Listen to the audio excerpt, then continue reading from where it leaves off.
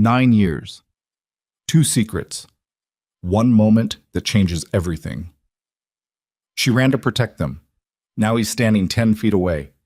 And he's looking at her children like he already knows. If you've ever loved someone so deeply that leaving felt like tearing out your own spine, this story is for you. Stay until the very end. Hit that like button and drop a comment with the city you're watching from. I want to see how far this story travels. Now, let's begin. The morning Adrienne Cross came back into Ivy Bennett's life, she was on her knees behind the reference desk trying to coax a jam paper drawer open with a letter opener and the last of her patience. It was a Tuesday.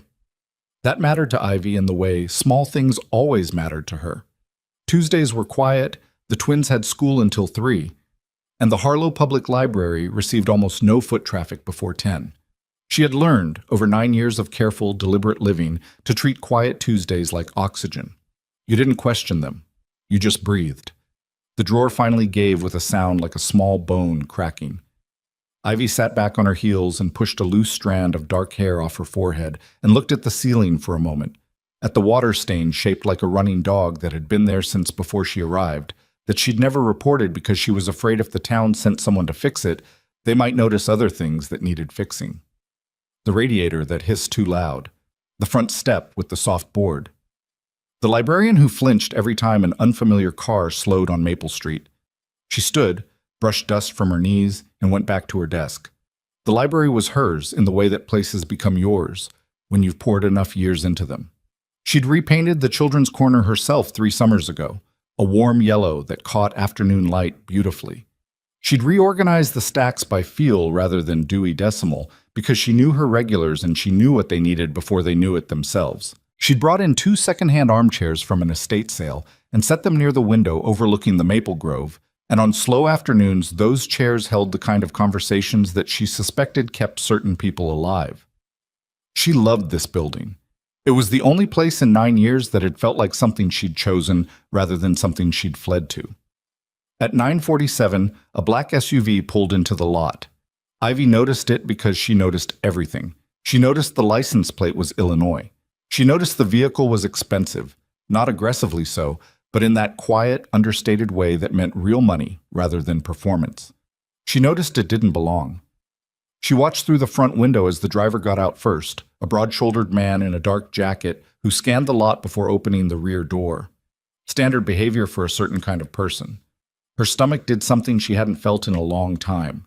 A cold, clenching thing. Not quite fear, something older and more specific. Then the second man stepped out. Ivy's hand found the edge of the desk. He was taller than she remembered. Or maybe she'd spent 9 years shrinking the memory of him on purpose, sanding down his dimensions until he fit somewhere she could fold up and store.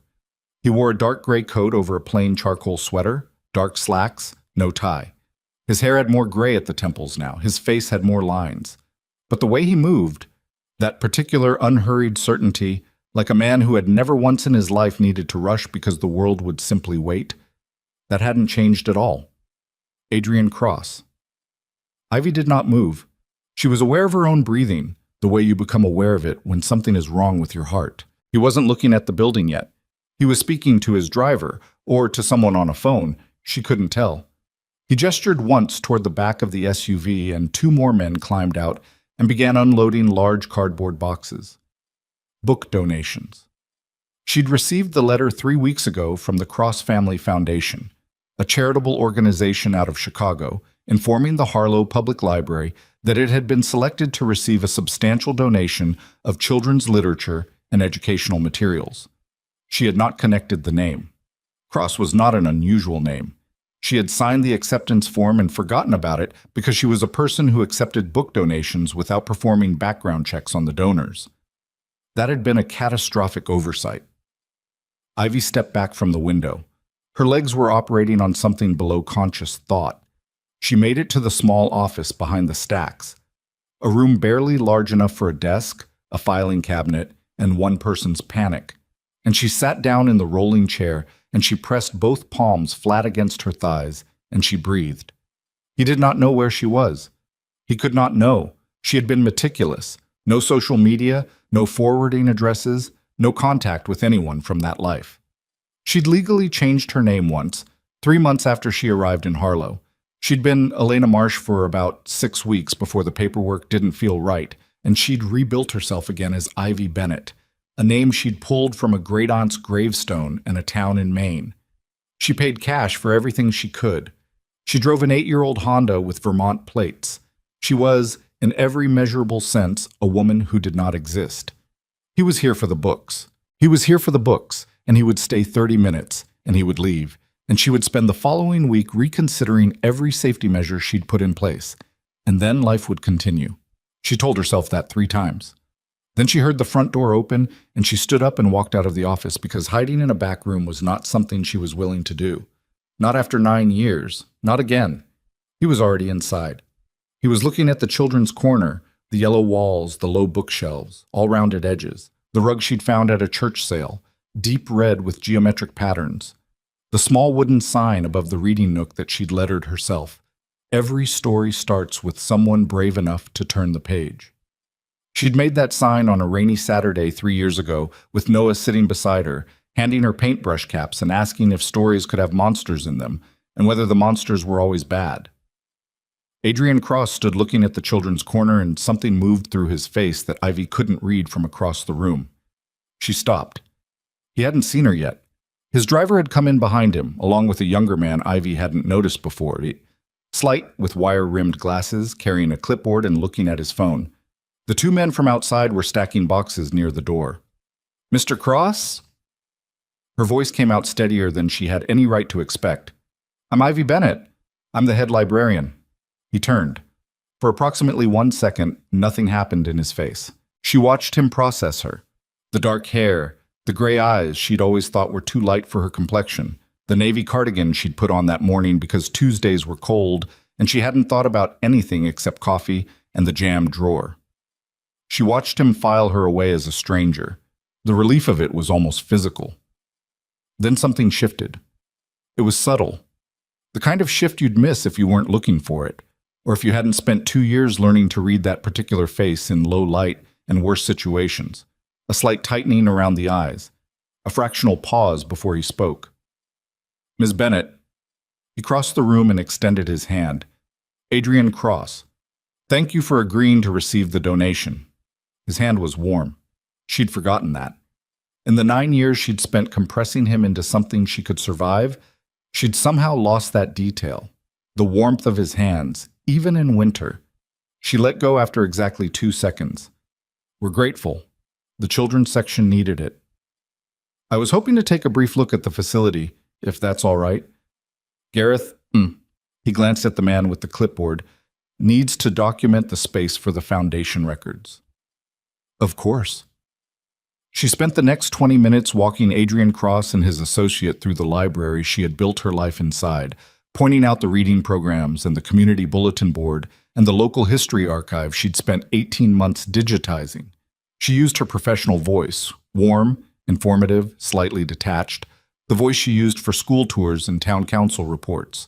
She watched Gareth take photographs and make notes, and she watched Adrian watch the space the way he watched everything, with the focused, quiet attention of a man who was always calculating something. He asked good questions. That surprised her, though it shouldn't have. He'd always asked good questions. "How long have you been here?" he asked, pausing in front of the bulletin board where photographs of library events were pinned, story hours, book drives, the summer reading challenge. "About 9 years. Before that?" A beat. "Different places." He looked at her. "Vermont seems like a deliberate choice. It suits me. Quiet." "Yes." "Small." "Yes." He held her gaze for a moment that lasted exactly a beat too long, and then Gareth asked him something about the donation inventory, and he turned away, and Ivy let out a breath so carefully she wasn't sure she breathed at all. She was going to be fine. 30 minutes. Less. At 11:15, the school called.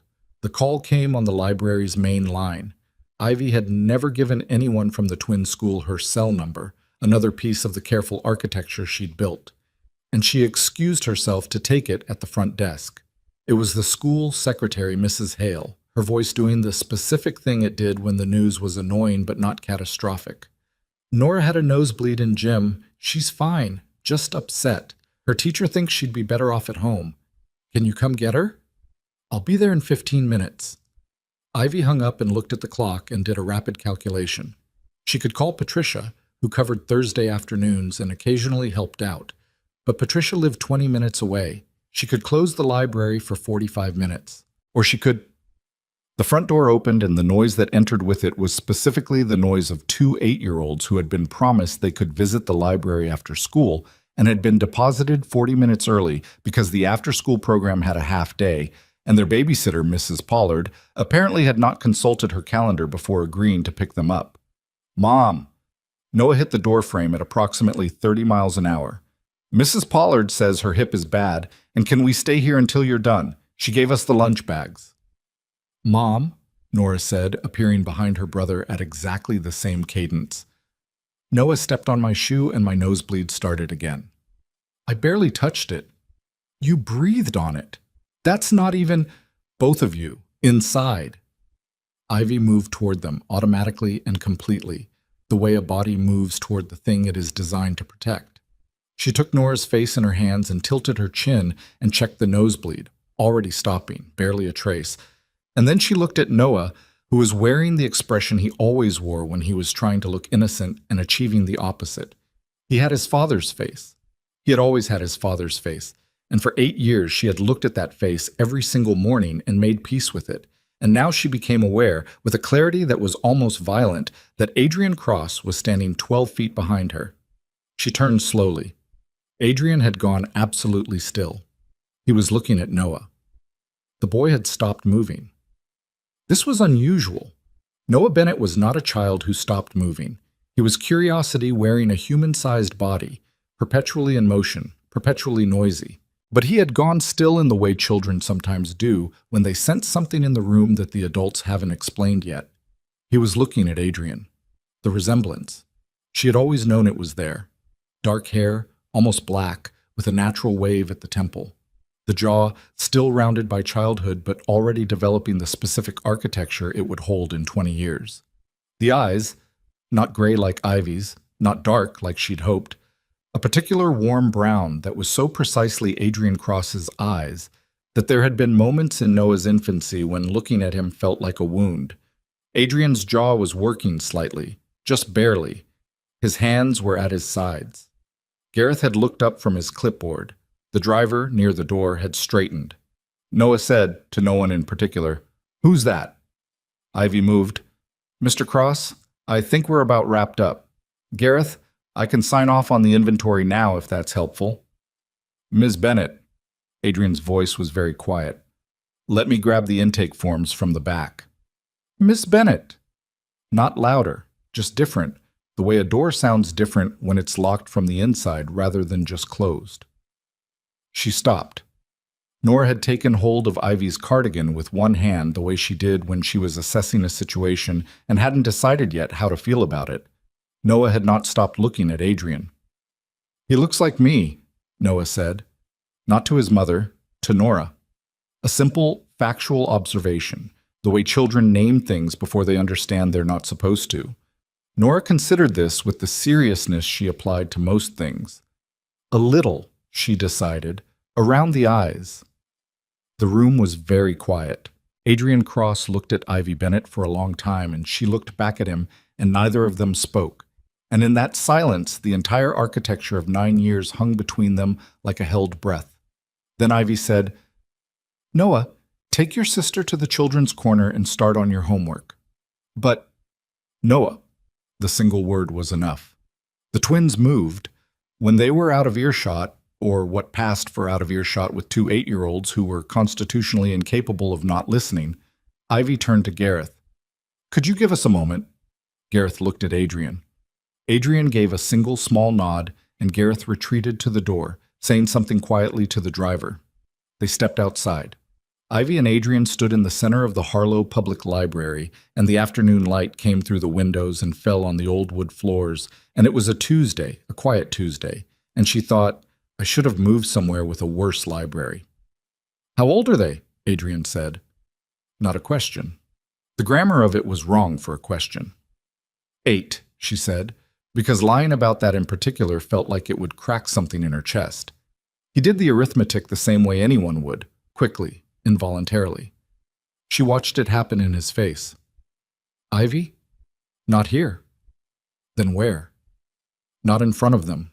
He looked at the children's corner where Noah had draped himself horizontally across one of the low chairs in a position that shouldn't have been physically comfortable and was reading the spine of every book in reach without actually taking any of them down, which was something he did when he was listening to adults while pretending not to. Nora sat properly at the small table with her lunch bag and was eating an apple with the focused seriousness of a child who had decided that whatever the adults were doing, it was none of her business yet. Adrian turned back to Ivy. His voice was very controlled. I need you to tell me. I know. Right now. I know. Are they? Adrian. She said his name for the first time in 9 years, and the shape of it in her mouth was strange and familiar all at once, like touching a scar you've stopped noticing. Not here. He closed his eyes for just a second. When he opened them, he was the man she'd always found terrifying in the best and worst possible ways.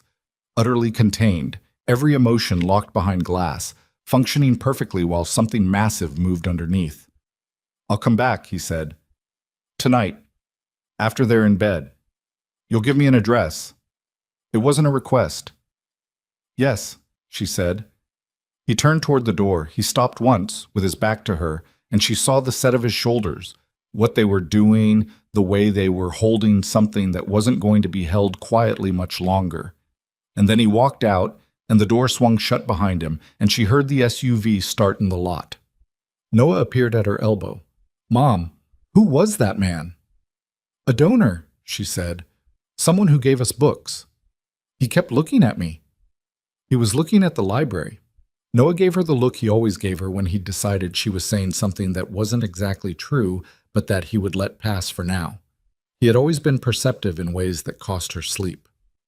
His eyes are the same color as mine, he said. Exactly. A lot of people have brown eyes, baby. Not that brown, Noah said, and went back to his horizontal position on the chair and returned to reading spines. Ivy stood in the center of her library and felt the floor tilt beneath her, just slightly, the way it does when something that was a secret for 9 years stops being a secret and becomes, instead, a fuse. She had until tonight.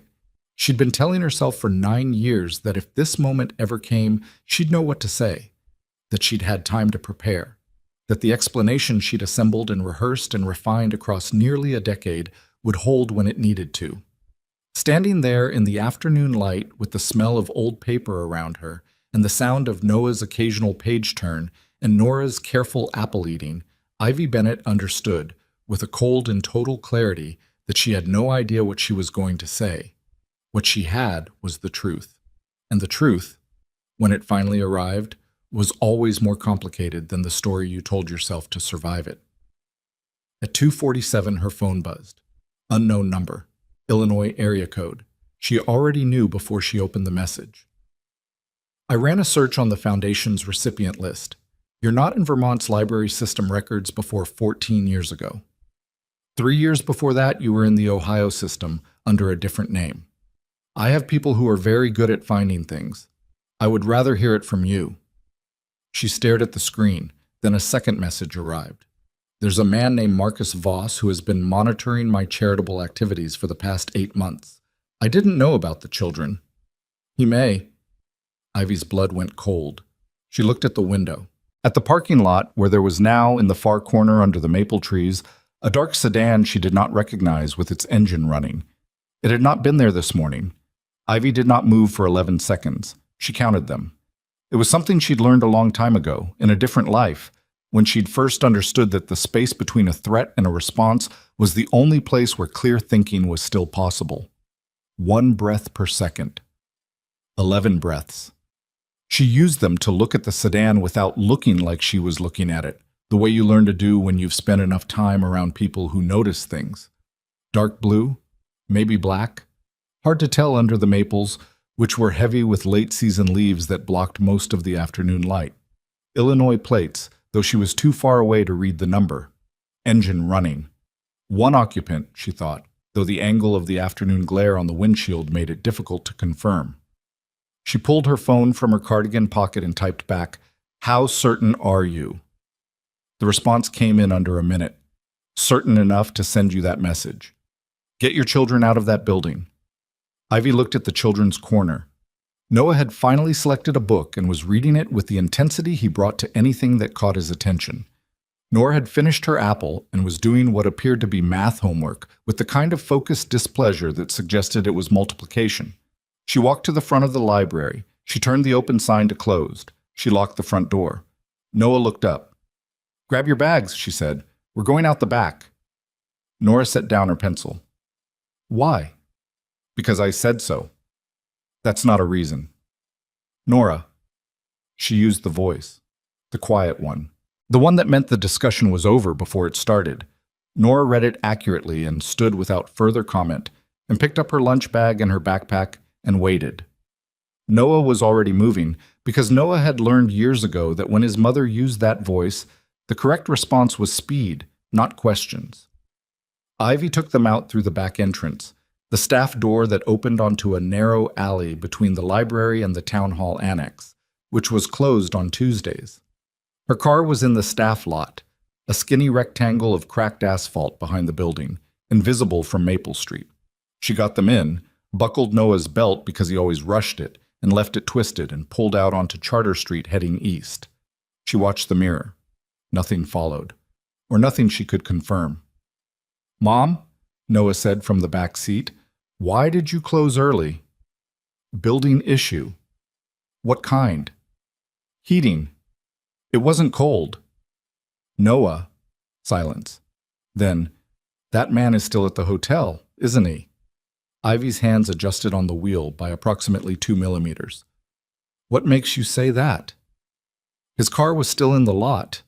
Different spot. He moved it." She looked at her son in the rearview mirror. 8 years old, dark eyes, currently doing that particular thing they did when he was filing information he wasn't going to share yet. His father's eyes doing his father's thing, and for just a moment the specific unfairness of genetics felt like a physical blow. "You're very observant," she said. "You always say that like it's a good thing and a bad thing at the same time." She said nothing. He was right. She drove them to Mrs. Pollard's house, which was 3 streets over from theirs, a small blue cape with a dog named Biscuit, who weighed approximately 90 pounds, and operated as an excellent distraction for 8-year-olds with too many questions. She knocked on the door and Mrs. Pollard appeared, hip visibly better than reported, and Ivy asked her in the specific calm tone she'd practiced for emergencies whether the twins could stay for dinner. "Of course," Mrs. Pollard said, already opening the door wider as Biscuit detonated past her toward the children. "Everything all right?" "Building issue," Ivy said. "I need to get it sorted." Mrs. Pollard looked at her the way women who have lived 72 years in small towns look at people who are lying about small things to protect larger ones. "All right," she said, and didn't ask anything else, which was one of the reasons Ivy had cultivated the friendship carefully. She drove home, called Adrian's number from the text. He picked up on the first ring. "Where are you?" "Home. The twins are with a neighbor. Was that your car in the lot this morning?" "The dark sedan." A pause that told her things. "No." "Is it possible Marcus knows?" "I'm working on that assumption." She heard ambient noise behind him, voices, movement. He was somewhere with other people. "I need you to tell me everything, tonight. Everything, Ivy." "I know. I need to know what you saw 9 years ago, exactly what you saw. Tonight. And I need to know—" He stopped. She heard him breathe. It was a strange sound coming from him, not quite controlled. "I need to know if they're—" "Yes," she said, because she was tired of the question existing and because he deserved to stop wondering. "Yes, they're yours." The line was quiet for a long moment. "I'll come at 9, he said. "Text me your address." He arrived at 8:53. She'd known he would be early. He was always early, operating on the principle that anyone who arrived precisely on time had already seeded something.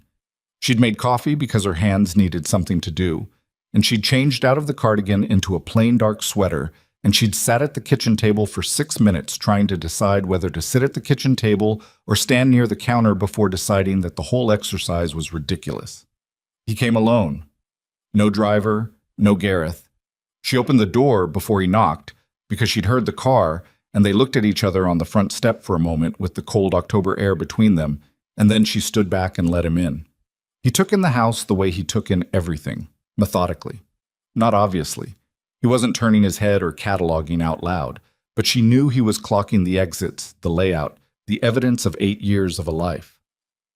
The twins' shoes lined up by the door, one pair always straight, one pair always sideways, because that was Nora and Noah respectively, distilled to their footwear.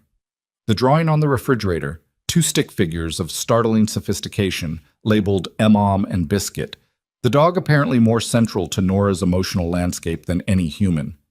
Adrian stood in her kitchen and looked at the drawing for a moment, and then he pulled out a chair and sat down across the table from her without being invited, because he'd never waited for permission for that kind of thing, and 9 years hadn't changed it. She poured him coffee without asking. He took it without thanking her. "Talk," he said. So she talked. She started at the beginning, which was 9 years and 4 months ago, which was a night in late June in Chicago when she'd been staying in the suite at the Alcott that Adrian had rented indefinitely, which she was not supposed to have, which none of his people were supposed to know about, which several of them clearly had. She told him about the envelope that had been slipped under the door sometime between 2 and 5 in the morning. She told him what was inside it, the photographs, the documents, and the single-typed message that she had memorized involuntarily, because certain things print themselves on the inside of your skull, whether you want them to or not. You are carrying his heir. If that child exists, it will be used against him. Leave Chicago tonight and take nothing that connects you to Adrian Cross. If you contact him, if you speak to him, if you allow him to know the child exists, neither of you will be alive to see it born. This is not a threat. This is a fact. You have until morning. Adrian's face did nothing while she spoke.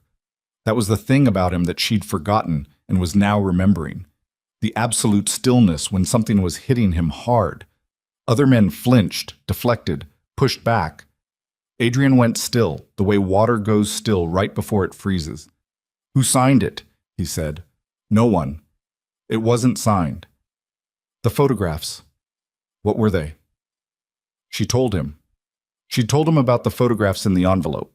Bodies, 2 of them. Men she hadn't recognized, but who were positioned in a way that was clearly intended to demonstrate competence. She'd told him how the documents included her mother's home address in Tucson, her sister's apartment in Portland, a school photograph of her 11-year-old niece. She told him that she'd sat on the floor of the Alcott Suites bathroom for 45 minutes, and then she'd made a decision that she had spent 9 years making peace with. "You should have told me," he said. "They would have killed the baby." "You don't know that." "I had a very clear message and photographic evidence about what those people were capable of, and I was 10 weeks pregnant, and I made the best decision I could make with what I had." Her voice was very flat. Not cold. Flat. She'd spent the entire drive home and the 3 hours since preparing herself for this part. "I know what you're going to say." "You don't. You're going to say I should have trusted you." "I'm going to say I spent 3 years thinking you were dead." His voice, for just a second, came apart at the seam, just a second. Then it sealed back up. 2 full years after that, thinking you'd left because of something I'd done. And I need to know... He stopped, set his coffee down, looked at her. "I need to know who sent that envelope. I assumed it was you. For a long time, I assumed you'd decided you didn't want... It wasn't me. I know that now. I've known that for a few years, actually. I was wrong, and I'm sorry, and I can't fix that." She held his gaze. "The question is who it was." Adrian was quiet for a long moment. Outside the kitchen window, the maple in the backyard moved in the wind, its remaining leaves catching what little light came from the neighbor's porch. She watched him put things together. She'd always been able to see it, the specific way his mind moved when it was working. Not faster than other people, just more deliberately, like a man who checked his corners. "Marcus," he said. "Yes." "You know it was Marcus." "I worked it out about 3 years ago. I had time, and I was motivated. She wrapped both hands around her coffee mug. He's the only person in your organization who knew about me. The only one you'd trusted with the Alcott address. And he had access to the resources to run surveillance on my family in Tucson and Portland. I couldn't prove it, but the math was clear. Why? Adrian said. Why would he? Because you were moving away from the business. You'd told me. You remember, that last month. You'd told me you were building out the legitimate holdings fast enough to step back within 2 years. He knew it, and he knew that if you had a reason to step back, she paused, a family, a child, he'd lose his position, his access, everything he'd built his life around. Adrian stared at the table surface. The muscle in his jaw was working, barely visible. I need to verify it, he said. Of course. And if it's confirmed, Adrian, she set her mug down. Before you go further with whatever you're thinking, there's a car, a dark sedan, Illinois plates, that appeared in the library parking lot this afternoon after you left. It wasn't there this morning, and your text said Marcus has been monitoring your foundation activities. Yes. For 8 months. Yes. How long has the library been on the foundation's donation list? He looked at her. 10 months. The number sat between them. He put it together before you did, she said. Adrian's expression shifted into something that had no warmth in it at all. She'd seen that expression twice in the years she'd known him, and both times things had happened afterward that she'd made a point of not asking about. Tell me about your daily schedule, the children's schedule, where they go, who has access. I'm not Ivy. I'm not briefing you on my children's schedule like they're assets in a threat assessment. That's exactly what they are right now. He leaned forward, forearms on the table. I need you to understand what Marcus is, what he's capable of. If he's identified you and he's identified them, he's already decided how to use them. The man is not impulsive. He plans. He's been planning this for 8 months, which means he already knows where Noah goes to school and what time Nora gets dropped off, and who your neighbor is with the large dog. Ivy went cold. He has people, Adrian continued, professional people, not thugs. People who know how to watch without being seen, which means the sedan this afternoon was either intentional, a message, or his B team, which is worse, because it means his A team you never spotted. She stood up. She crossed to the window and looked out at the dark backyard. I need to call Mrs. Pollard, she said. Who? The neighbor with the large dog. She was already pulling her phone. The twins are there. Call her. He was already standing. I'll have 2 of my people outside her address, and you are not putting your people around my children without my Ivy. He crossed the kitchen in 4 steps, and he was close enough that she could see the specific way the overhead light hit the gray at his temples, and she felt the old gravity of him, the thing that had nothing to do with fear and everything to do with something she'd spent 9 years refusing to name. He took the envelope from the files. I never kept physical copies. He looked at her steadily. So I'm going to say this very clearly. The man who has been watching your library for 8 months is the same man who sent you that message 9 years ago and told you he'd kill your child. He already decided once that our children were leverage. He has just discovered they exist and are alive and are 8 years old, and he will use them if we give him any space at all. Her thumb was already moving on the phone screen. Mrs. Pollard picked up on the 3rd ring. Is everything all right? Are they with you right now? Can you see them? A pause, then the sound of Mrs. Pollard moving, and then the specific audio landscape of Noah arguing cheerfully about something and Nora correcting him. Yes, they're right here in the living room. Noah is trying to convince Biscuit to share the couch. Mrs. Pollard, I need you to lock your doors front and back, and don't open them for anyone except me. I'm going to be there in 10 minutes. Ivy, what? Please, lock the doors. She hung up, looked at Adrian. I need to get them. My car. He was already moving toward the front door. Mine is faster, and I want to see the route. She didn't argue.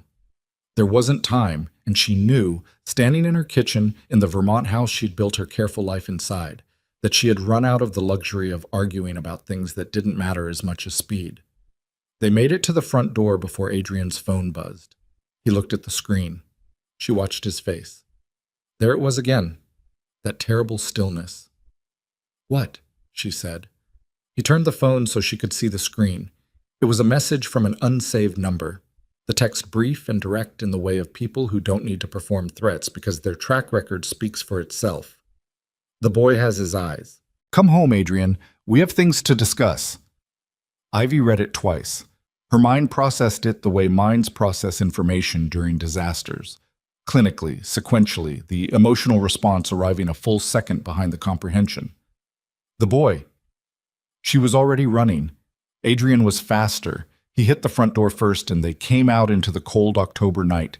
And she was already dialing Mrs. Pollard again, and it rang once and twice and 3 times, and then the voicemail.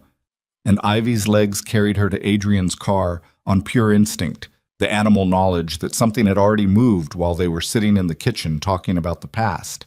And the past had been a distraction, and they had been distracted. The drive to Charter Street took 4 minutes. She counted those too. Mrs. Pollard's front door was open. Not broken.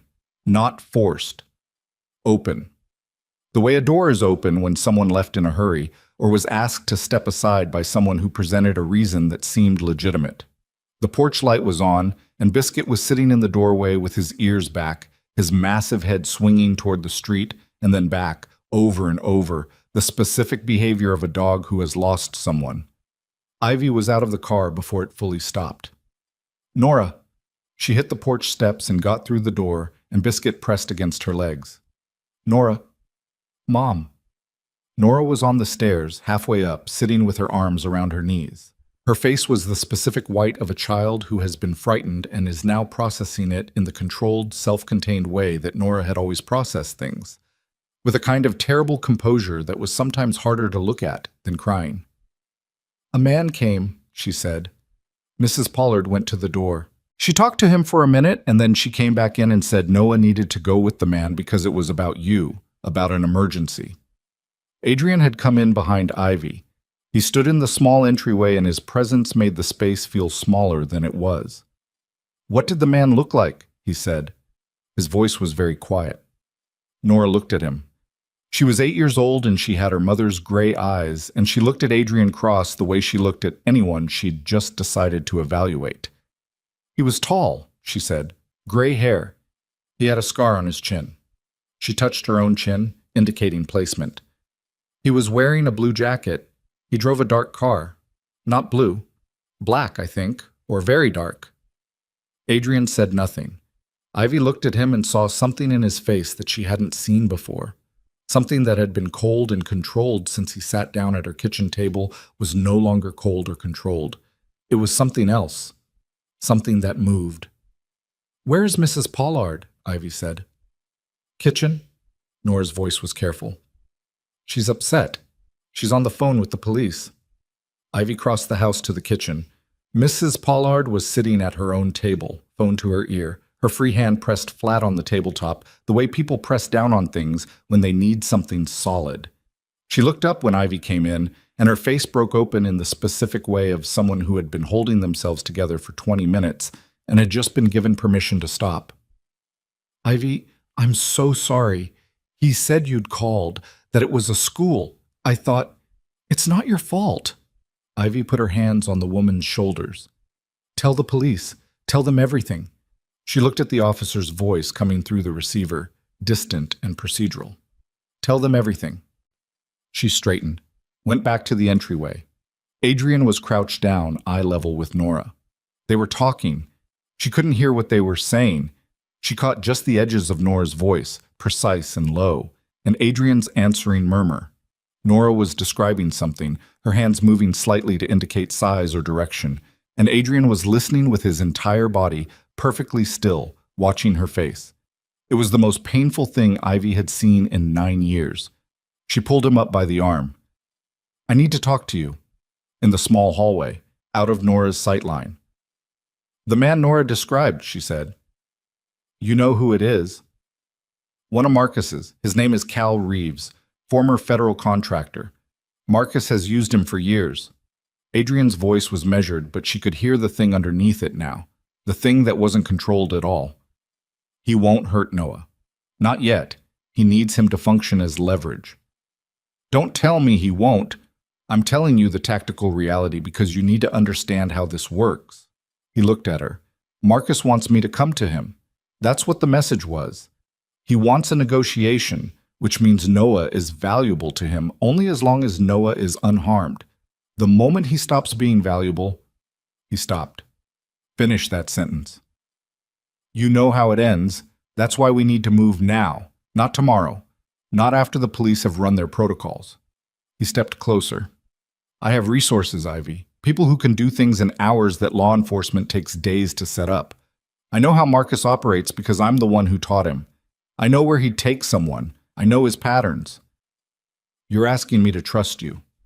I'm asking you to let me bring our son home. She stood in Mrs. Pollard's hallway, and she looked at the man she'd run from 9 years ago, and she thought about the envelope and the photographs and the months she'd spent in Ohio under a different name learning to breathe without him. She thought about Noah at 8 years old in the back of a car with a man with a scar on his chin, which was the only detail her daughter had offered about the kind of person who had taken him, as if describing the scar was the thing she could control. She thought about what it had cost her to leave, and she thought about what it was going to cost her to stay. Make the call, she said. Adrian already had the phone at his ear. In the living room, Nora sat at the top of the stairs with Biscuit's enormous head in her lap, and she was not crying, and she was staring at the door, and her jaw had a set to it that Ivy recognized with a pain that was specific and complete because it was his jaw, and it was doing his thing, and her 8-year-old daughter was sitting in a neighbor's house deciding that she was going to hold herself together until her brother came back. The same way her mother had held herself together for 9 years, and the same way the man on the phone in the hallway had held himself together in the kitchen an hour ago when the world cracked open under him. And Ivy understood, standing there watching her daughter's jaw, that some things are not learned. Some things are simply carried in the blood, passed down without permission, the stubbornness and the silence and the refusal to break in front of anyone. And she didn't know yet whether that was a gift or a curse she'd given them.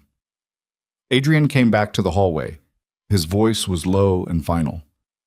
I know where Marcus would take him. There's an abandoned steel processing facility on the southwest edge of Chicago. Marcus used it twice before, years ago, off the books. No registered owner. He thinks I've forgotten it. He looked at her. I haven't forgotten anything. How long to get there? Flight out of Burlington, 2 hours to Midway, 40 minutes by car. He held her gaze. We leave tonight. Ivy looked at Nora on the stairs. Nora looked back at her with those gray eyes that were entirely her own, the one feature she hadn't inherited from him, and gave a single small nod, as if she already understood and had already decided. Tonight, Ivy said. The Burlington airport at 11:40 at night was the kind of quiet that felt temporary, the lights too bright for the number of people using them, the corridors holding the echo of earlier crowds. Ivy moved through it with Nora's hand in hers and Adrian 2 steps ahead, his phone alternating between 2 numbers he was cycling through without pause, and she watched the back of his head and thought about the fact that she was walking through an airport with the man she'd spent 9 years outrunning, headed toward the city she'd spent 9 years not thinking about because her son was in a steel mill on the southwest edge of it. She had packed 2 bags in 11 minutes, one for herself, one for Nora. She had not allowed herself to think about what she was leaving behind because the list of things she was walking toward was already long enough. Nora had not cried. She'd brushed her own teeth, changed into travel clothes, put her library book in her backpack with the focused efficiency of a child who had decided that falling apart was not on the schedule. In the car to the airport, she'd sat very straight and watched the dark Vermont countryside move past the window and said nothing. And Ivy had not tried to fill the silence because some silences are doing necessary work. Adrian had chartered something. She didn't ask what, didn't ask how, because those questions belonged to a version of this situation where she had the luxury of objecting to the machinery he could put in motion with a phone call. A small jet, 8 seats, a pilot who was already running pre-flight checks when they arrived at the private terminal. 2 of Adrian's men were already aboard. She recognized the driver from the library that morning, and a second man she hadn't seen before, broad through the shoulders with the specific kind of stillness that meant training rather than temperament. She got Nora settled with her book and her headphones and the window seat, And then she moved to the seat across the narrow aisle from Adrian, and she said, quietly so the words didn't carry, "Tell me everything you know about Marcus Voss. Everything. Not the version you'd tell someone you were trying to reassure." He looked at her for a moment, assessing. Then he told her. Marcus Voss had come up through the organization 17 years ago, starting as logistics. The unglamorous infrastructure of moving money and materials and people without creating records. He was methodical, humorless, and possessed of a memory so precise that Adrian had once described him, with what passed for admiration, as a man who never forgot a number and never forgave a slight. He'd risen to chief lieutenant over 6 years through a combination of genuine competence and the kind of loyalty that Adrian had, in retrospect, mistaken for principle rather than strategy. "When did you start to turn the business legitimate?" Ivy said. "Seriously? About 10 years ago. The timeline Marcus would have seen clearly.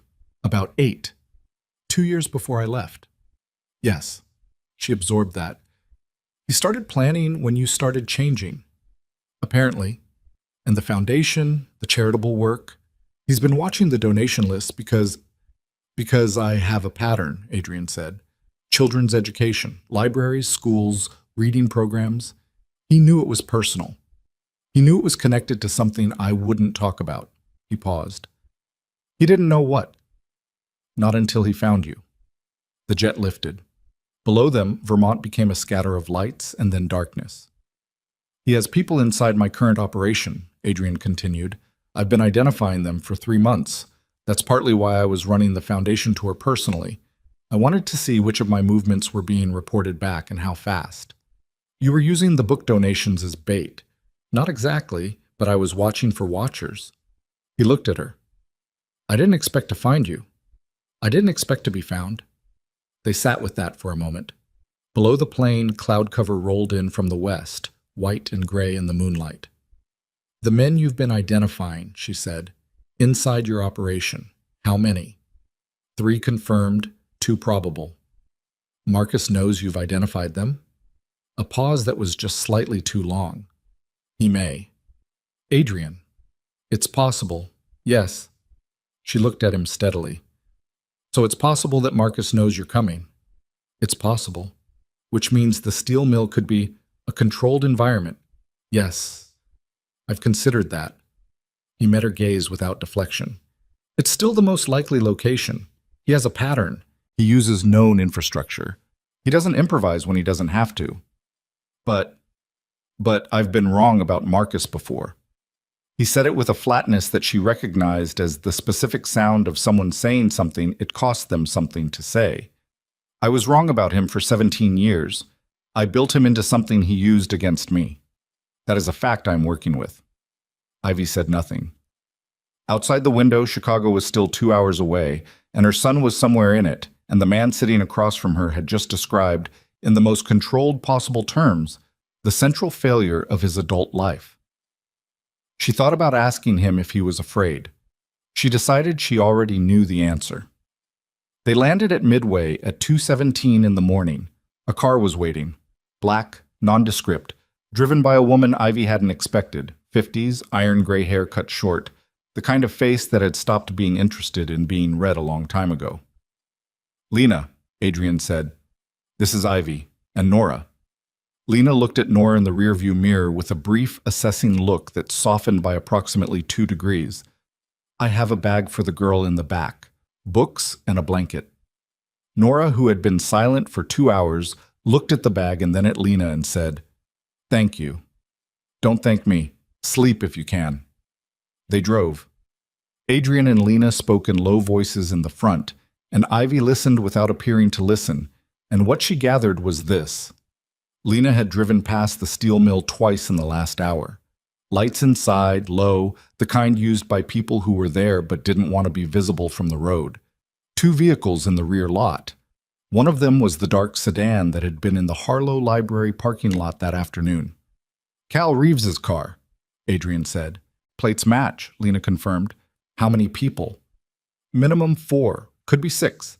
The building has 3 entry points.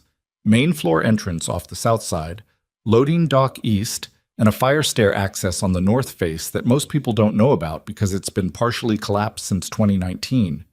She glanced at him. Partially. I know about the north stair. I know you do. That's why I mentioned it. Ivy leaned forward. Where would they be holding him inside? Lena met her eyes in the mirror. Upper level, most likely. The machinery floor is ground level, open, to exposed. Upper level has a series of supervisors' offices along the west wall. Glass fronts, partial walls, good sight lines down to the floor. Control position. He'd want a control position, Adrian said. Yes. Is there a way to reach the upper level from the north stair without crossing the main floor?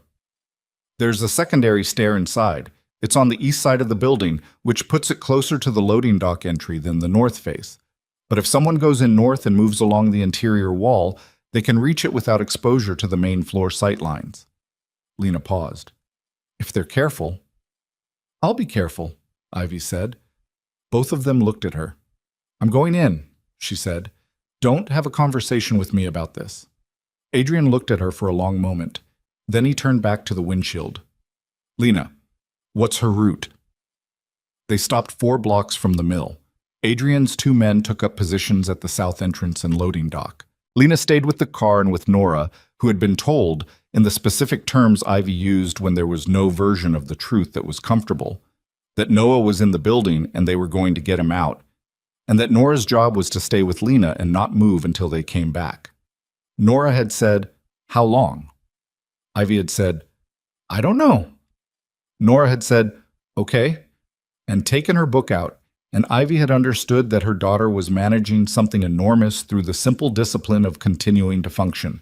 And she had pressed her mouth to the top of Nora's head for exactly 3 seconds, and then she had gotten out of the car. The mill was massive up close. Industrial bones, concrete, and corroded steel, the kind of structure that had once held several hundred people doing loud, physical work, and now held only dark and the smell of rust and standing water. The north face was shadow on shadow. The partial collapse of the fire stair was real, 3 steps missing from the lower section. But the gap was jumpable, and the remaining structure was solid. Ivy went up first because she was lighter, and because Adrian made a single gesture that said "you first" without any attached argument, which was either trust or tactical efficiency, and she chose not to examine which. Inside. Cold that had a specific industrial quality, not just air cold, but metal cold, the kind that comes off surfaces. The interior of the north face was a long corridor of equipment she couldn't identify in the dark. Machine shapes covered with a decade of grime, the outlines softened into abstraction. She moved along the wall. Adrian behind her, his footfall quieter than she expected from a man his size. The east stair, up. The upper level was a long gallery overlooking the main floor.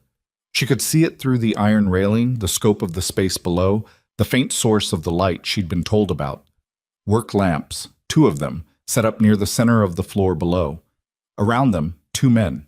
She couldn't see their faces from this angle. She could see the offices along the west wall, glass fronts, as Lena had described. 3 of them. The middle one had a light inside. Not a work lamp, something smaller. A phone screen, maybe, or a small battery lantern. She touched Adrian's arm and pointed. He looked, nodded once. They moved along the gallery. The railing was old and she didn't touch it. She tested each step before she gave it her weight, the way she'd learned.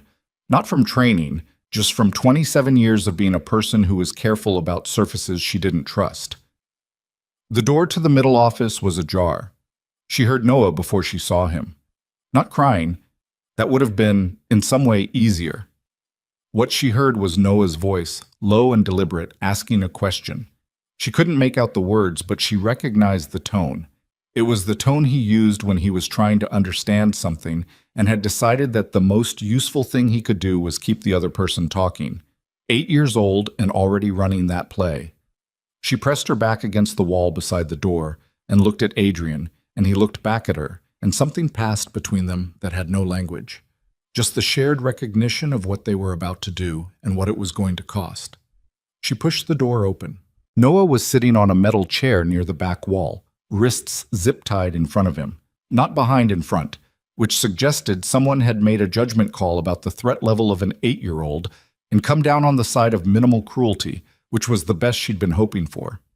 He was pale, and his hair was a disaster, and he had a small cut above his left eyebrow that had dried to a rust-colored line. And when he saw Ivy, his face did something that cracked her open completely, a relief so total it looked for just a moment like grief. "Mom," he said, very quiet. "I'm here," she said. "Don't move." Cal Reeves was in the corner to her left. She'd clocked him before she registered Noah, the scar Nora had described. The blue jacket, a man in his 50s with the kind of body that had been trained hard and not maintained and was still functional enough to be dangerous. He had a gun. It was in his hand but not raised, the posture of a man who was waiting for something, not reacting to it. "Ms. Bennett," he said, "you made good time." "Where's Marcus?" "Nearby. In this building." "Ms. Bennett," Reeves said her name with the patience of a person executing a script. "Mr. Voss would like to speak with Mr. Cross. Directly. He's been looking forward to it." Adrian stepped through the door behind her. Reeves looked at him. Something moved in his face. Not fear, something more complicated. The specific expression of a man who has spent years working adjacent to someone he respects and is now pointing a gun at him and finding it more complicated than anticipated. "Cal," Adrian said. "Mr. Cross." "How long?" Reeves looked at him steadily. 3 years, since you started moving the money out." "Marcus recruited you." Marcus made an argument. I found it persuasive. Adrian moved to Noah and crouched and looked at the cut above his eye, and his hands were very still at his sides. And he said to Noah quietly, "This going to scar, you think?" Noah considered this with the gravity it apparently deserved. "Probably not. It's not deep enough." "Good." He looked at the zip tie. Back at Reeves. "Cut it." Reeves didn't move. "Cal." Adrian's voice was the same, exactly the same. Nothing elevated, nothing performed. "You've been running this play for 3 years. You know how it ends. Cut the tie and walk out of here, and what happens tonight is between me and Marcus." "I can't do that." "Why?" "Because Mr. Voss has been specific about the sequencing." "The sequencing," Adrian repeated. "He wants you to see something first, before the conversation." Reeves reached into his jacket with his free hand and produced a phone. He held it out. "He said you'd understand once you saw it." Adrian took the phone. Ivy watched his face. She had been watching his face, off and on, for the better part of 14 hours. She had watched it do things she'd expected and things she hadn't. She had watched it go still when it was hit hard, and watched it crack for just a second when it was hit harder. She knew, by now, the topography of it well enough to read the shifts. What happened when he looked at the phone screen was something she had no map for. It lasted approximately 4 seconds. Then he handed the phone to her. She looked at the screen. It was a photograph. A document, photographed on a desk. The image slightly angled, the way a photo looks when it's taken quickly by someone who doesn't want to be seen taking it. The document was a medical record. Patient name at the top. She read it and read it again, and then she looked up. "That's not possible," she said. Adrian said nothing. The patient name on the document was Adrian Cross. The date was 11 years ago. The document was a genetic screening report, the kind run before certain procedures, comprehensive, panel-based. She'd seen similar documents. Her OB had run something comparable during her pregnancy. She understood what she was reading. The relevant line was near the bottom of the second page, flagged in the original with a handwritten asterisk that had been there 11 years ago and was visible in the photograph. Carrier status confirmed. Genetic profile inconsistent with biological paternity. See attached panel. She looked at Adrian. "What does this mean?" she said. Her voice was very flat. "It means Marcus has been holding this for 11 years, Adrian said, and has chosen right now to show it to me." "What does it mean, Adrian?" He looked at her. His face was doing something she couldn't read. "There was a procedure 11 years ago, routine screening. They flagged an anomaly in the genetic panel, a marker that they told me could affect biological paternity outcomes. I had a follow-up with a specialist." He paused. "The specialist told me the marker was clinically insignificant, that it wouldn't affect anything. Did Marcus know about the procedure?" Marcus arranged the specialist. The silence in the room was complete. Ivy heard Noah shift in the chair. She heard the distant creak of the building settling. She heard her own blood.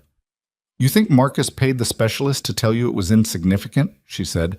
"I think Marcus has been holding a document for 11 years that he believed would tell me the children aren't mine." His voice was entirely controlled. It was the most frightening version of his voice. "I think he's showing it to me now because he wants me destabilized before the conversation. He wants me to walk into whatever he set up downstairs, already questioning everything." "Are you?" she said. "Questioning everything?" He looked at her for a long time. "No," he said. "But I need you to tell me the truth right now, Ivy. Not to protect me, not to manage the situation. The truth." "They are yours," she said. "There is no version of reality in which they are not yours." "A DNA test? We can run every test that exists. The answer will be the same." She held his gaze. "Marcus is doing exactly what you said. He's using the worst possible moment to put the worst possible question in your head. Don't let him." Adrian looked at Reeves. "Where is he?" Reeves tilted his head toward the floor below. "Main floor. He's been waiting. Tell him I'm coming." Reeves lifted his phone, spoke 2 words into it. Then he looked at Ivy. "Mr. Voss said to bring the woman." "No," Adrian said. "Mr. Voss was specific. I don't care what Marcus—" "Adrian." Ivy cut him off. She turned to Reeves. "The boy stays here." Reeves considered her. "He stays." She looked at Noah. He was watching her with those brown eyes, very still, running the same assessment she could see him running. Threat level, variables, what his job was in this situation. 8 years old. "You stay in this chair," she said. "You don't move until I come back. You understand me?" "Yes," Noah said. And then, "Mom, he's scared of you." She looked at him. "Reeves," Noah said. "He keeps looking at the door. He's been doing it since they brought me here. He's scared of whoever's downstairs more than he's scared of—" He stopped himself, apparently deciding the full sentence was more information than the situation required. Ivy looked at Reeves. Reeves looked at the floor. She filed that. They went downstairs. The main floor was everything Lena had described: scale and rust and the skeletal remains of industrial machinery, the work lamps throwing hard yellow light in a 30-foot radius and leaving everything outside that circle in a darkness that was total. She could feel Adrian beside her, the specific pressure of his presence, and she kept her eyes moving the way she'd trained herself, across the dark perimeter, checking for the shapes that didn't belong. Marcus Voss was standing at the edge of the light. She had not had a face for him all these years. She'd had the idea of him, the shadow behind the envelope, the architect of her 9 years, but not a face. What she saw was a man of 60, lean in the way of people who have never been comfortable, with white hair cut close and a face that had been severe once and was now simply tired.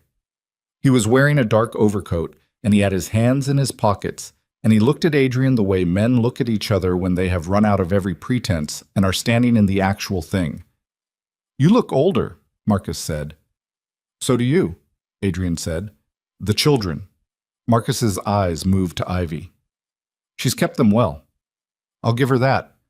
His gaze came back to Adrian. "Did you see the document?" "I saw it." And it's irrelevant," Adrian said. "Is that what you wanted to discuss?"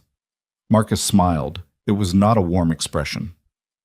"I wanted to discuss the fact that you've been dismantling everything we built for 10 years. Quietly, piece by piece." He took his hands out of his pockets. Empty.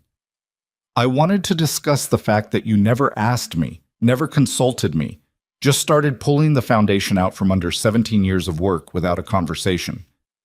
Because I knew what you'd say. You knew what I'd say." Marcus repeated it slowly. "So instead you decided to run, hide your money in legitimate shells, give books to libraries in Vermont." His voice didn't rise. That was the thing about him.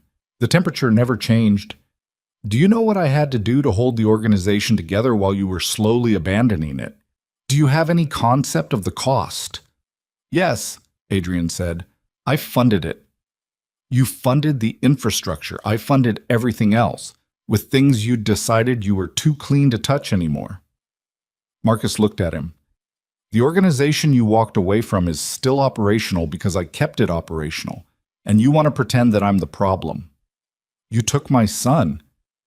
I applied leverage. It's what you taught me. Something happened in Adrian's jaw. Let him go. Tonight. End this. I'll end this, Marcus said, when you sign the transfer. The legitimate holdings, the foundation assets, the offshore accounts you think I don't know about. All of it. He tilted his head. Or I end it differently. The shot came from the dark perimeter. Not at any of them. At the work lamp to the left. A single controlled shot that took it out and reduced the lit radius by half and plunged Marcus's left side into shadow. Ivy dropped to a crouch instinctively. Adrian didn't move. Marcus looked at the dead lamp. He didn't reach for a weapon. He looked at Adrian. That would be your people, he said, at the south entrance. Yes. I have 6 people in this building, Adrian. I know. And you came in with 4. Marcus considered the math. That's not favorable odds. No, Adrian said. It's not, unless one of your 6 is not yours. Marcus went very still. In the remaining lamplight, Ivy watched his face do the thing Adrian's face did when something hit it hard. The stillness, the calculation, the rapid reassessment of everything he thought he knew. She understood she was watching 2 men who had learned the same things from each other across 17 years. Who? Marcus said. Reeves has been talking to the FBI for 4 months, Adrian said. I didn't arrange it. He went to them independently. I found out 6 weeks ago, and I made a decision to let it run. He looked at Marcus steadily. Whatever he's told them, they already know. Bringing me here tonight didn't change that. It accelerated it. Marcus stared at him.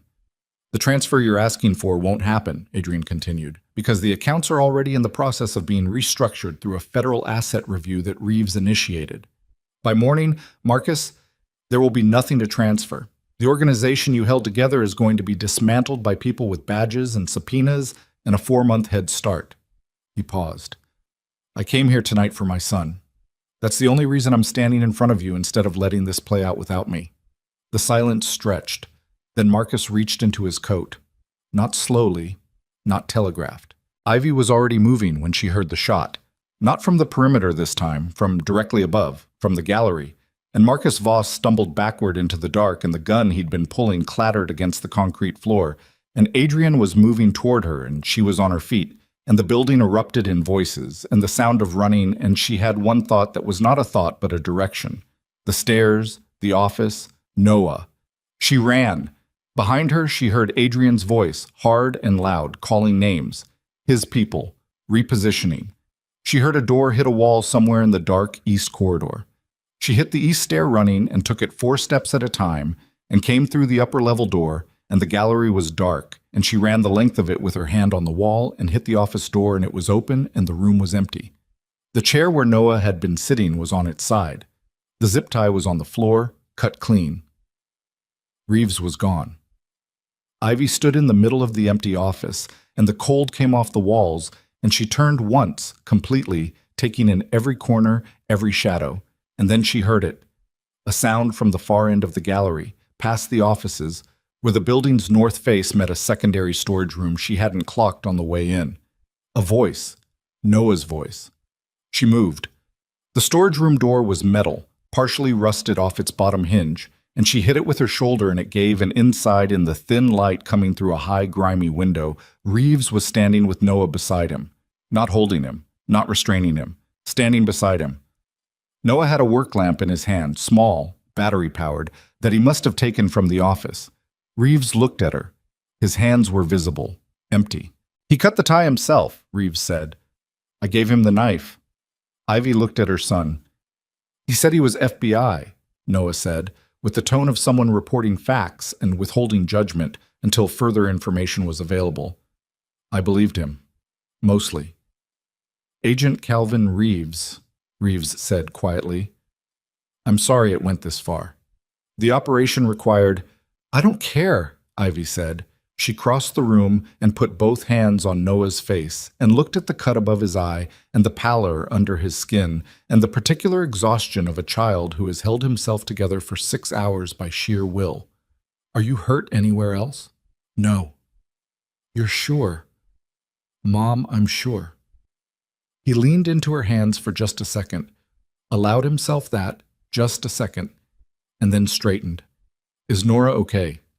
She's in the car with Lena. She's fine. Ivy looked at Reeves. Marcus. Down. Non-fatal. My people are securing the building. He paused. It's over. She stood in the storage room of an abandoned Chicago steel mill at 3 a.m. with her son's face in her hands, and she felt the 9 years close behind her like water closing over a stone. Not gone, not erased, but finally, still. Adrian appeared in the doorway. He looked at Noah. Noah looked at him. You came, Noah said. Not accusing, not wondering.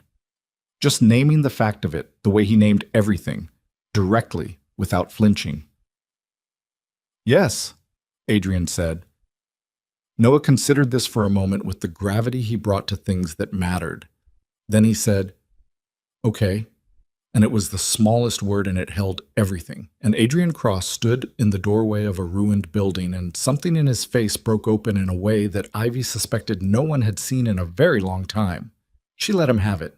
Outside Chicago waited, cold and enormous, and somewhere across the city, the first gray edge of morning was beginning to separate the sky from the lake. And it was almost dawn, and they were all still standing. Ivy took Noah's hand and walked toward the door, and Adrian stepped aside to let them through, and then fell into step beside her without being asked, the three of them moving down the gallery together in the thin pre-dawn dark. And she was aware of his presence, the way you are aware of something that has always been there, and that you stopped pretending otherwise about. At the top of the stairs, she stopped.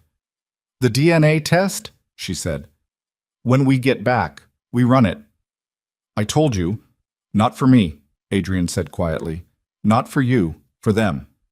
So they have something real to hold. She looked at him. Yes. They went down. Dawn came in gray and without ceremony over the south side of Chicago, the kind of morning that doesn't bother with color, just moves from dark to slightly less dark with a practicality that matched nothing Ivy was feeling. They made it to the cars at 3:47. Lena had moved the vehicle 1 block north when she'd heard the shot. Standard protocol, she said, without elaborating on what standard meant in the context of her specific employment history. Nora was in the back seat with her book closed on her lap and her eyes open, and when the door opened and Noah climbed in beside her, she looked at him for exactly 1 second, and then she put her arm around him and went back to looking straight ahead, and that was that. Noah leaned into her and closed his eyes and was asleep in 4 minutes. Ivy sat in the front and watched the city move past the windows and said nothing. Adrian was on the phone. He'd been on the phone since they left the building. Not the same call, a sequence of them, short and specific, his voice doing the clip transactional thing it did when he was executing rather than thinking. She caught fragments, account numbers, a name she didn't recognize repeated 3 times, the word expedited used in reference to something legal, a pause where someone on the other end was clearly delivering information he hadn't expected, followed by a silence that lasted 4 seconds, followed by, when? And then, all right. He ended the call and looked at the windshield. Marcus is in surgery, he said. The shot was to the shoulder. He'll survive. And then federal custody, Reeves said from the back, across from the sleeping children, his voice low enough not to wake them. He'd come with them. Ivy hadn't decided yet how she felt about that, but Adrian had made a decision in the building, and she was operating on the understanding that they were still in the phase where she deferred to his read on tactical realities. The U.S. Attorney's Office has been briefed. They had a team staged 2 miles from the mill. We had a parallel operation running tonight that I couldn't disclose. Marcus will be charged before he's out of recovery. What about his people? Adrian said. 4 in custody, 2 unaccounted for. Reeves paused. The 2 unaccounted for are logistics. They're not a threat without Marcus directing them. You're certain? No, Reeves said, with the honesty of someone who had stopped performing certainty. But it's the best assessment I have at 4 a.m. Ivy turned around and looked at him. The envelope. 9 years ago. The message that was sent to me at the Alcott. She kept her voice flat. Can you prove it was Marcus? Reeves met her gaze. We have communications going back 11 years. The Alcott operation is documented. It'll be part of the charges. Documented how? Marcus kept records. He kept records of everything. It's what made him valuable and what's going to bury him. He believed that information was power, and that power was best stored in writing. Reeves's mouth moved in something that wasn't a smile. He was right about the first part. Ivy turned back to the windshield. The car moved through Chicago in the early morning dark, and she sat with the fact of it. 11 years of documentation, 11 years of Marcus Voss filing away the architecture of other people's suffering, and she found she didn't have a feeling about it yet that was useful. The feeling would come later. Right now there was only the city and the sound of her children breathing in the back seat. They checked into a hotel near the airport at 5 in the morning, 2 rooms adjoining. Adrian handled it without discussion. Lena produced a room key from somewhere with the efficiency of a person who had clearly managed logistics for difficult men in difficult situations for a very long time. Ivy put the twins to bed. Noah went down without a word. He was already half unconscious, still wearing his jacket, and she got his shoes off, and that was enough. Nora allowed herself to be tucked in with a composure that Ivy found, for just a moment, unbearable. She kissed her daughter's forehead and stood up and went to the window and looked at the parking lot below and thought about nothing for approximately 90 seconds, which was all the nothing she could afford. Then she went to the adjoining room. Adrian was sitting on the edge of the bed with his forearms on his knees, looking at the floor. He hadn't taken his coat off. He looked up when she came in. "Reeves," she said, "do you trust him?" "No, but I trust his exposure. He's too far into the federal case to switch sides now." "That's not the same as trust." "No," he agreed. "It isn't." She sat in the chair across from him. The room was standard hotel. Beige, anonymous, the kind of room designed to contain any event without absorbing it. "The two unaccounted for," she said. "His logistics people. I've had people looking for them since Reeves named them in the car." He checked his phone. "Nothing yet?" But Marcus is organized. If he built a contingency, those two would be part of it." He set the phone down. "I don't think he built one. I think he was confident enough in tonight to skip it." "You think?" "Yes." "How confident are you in your think?" He looked at her steadily. 70%. "That leaves a lot of room." "I know." She was quiet for a moment. Outside, a truck moved through the lot below, its headlights sweeping the wall. "I need to know something," she said, "and I need you to answer it the same way you answered the 70% question." "All right." "When this is done, legally, fully done, Marcus in custody and the case closed, what are you?" She held his gaze. "What are you, Adrian? Not what you're becoming, what you are right now." He didn't answer immediately. She gave him the space because the question deserved it. "I'm a man who has been transferring assets into legitimate structures for 4 years, and who has 2 FBI case numbers associated with his name that are both closed," he said. "I'm a man who built something I'm not proud of, and who has been taking it apart piece by piece for a decade. I'm not clean. I don't think I get to call myself clean." He paused. "But I'm not what I was. That's honest. You asked for honest." She looked at him. "Yes." His phone went off. He looked at the screen. Something changed in his face. Not the stillness this time, something faster. He stood. "What?" she said. "The 2 logistics people." He was already moving for his jacket. "They've been located." "Where?" He looked at her. "Burlington Airport. 40 minutes ago, on a flight from Midway. They landed in Vermont 2 hours ago." The bottom of Ivy's stomach dropped. "Mrs. Pollard's address," she said. "I have people en route." He was already at the door. "My Vermont contact, she's 20 minutes from Pollard's house." "There's nothing at Pollard's house." Ivy was on her feet. "The twins are here. Marcus's people don't know that yet. If they've been to Pollard's and found it empty, they'll go to your house next." He had his phone at his ear. "Lena, wake the children. We're moving in 5. He looked at Ivy. "Is there anything in your house? Documents? Anything with the twins' names? Anything that—" "The DNA kit," she said. He stopped. "I ordered it 3 weeks ago," she said. "It came last Tuesday. I hadn't opened it yet. It's on the kitchen counter in a white box." Her voice was very controlled. "If they find it and open it and run the contents through any kind of analysis, They'll have the children's genetic material. Adrian stared at her for exactly 2 seconds. Lena, he said into the phone, change of destination. I'll send the address. Do not let anyone near the house before we arrive. He ended the call. We need to be on a plane in 30 minutes. They moved. Nora woke without complaint and was dressed in 4 minutes. Noah took 6 and was still half asleep when Lena moved them through the hotel corridor, one hand between his shoulder blades, her face doing the same nothing it always did. Reeves met them at the lobby. He had apparently not slept at all. And there was a brief, low exchange between him and Adrian that Ivy caught the edges of.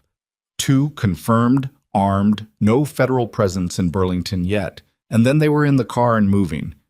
The flight back was 48 minutes.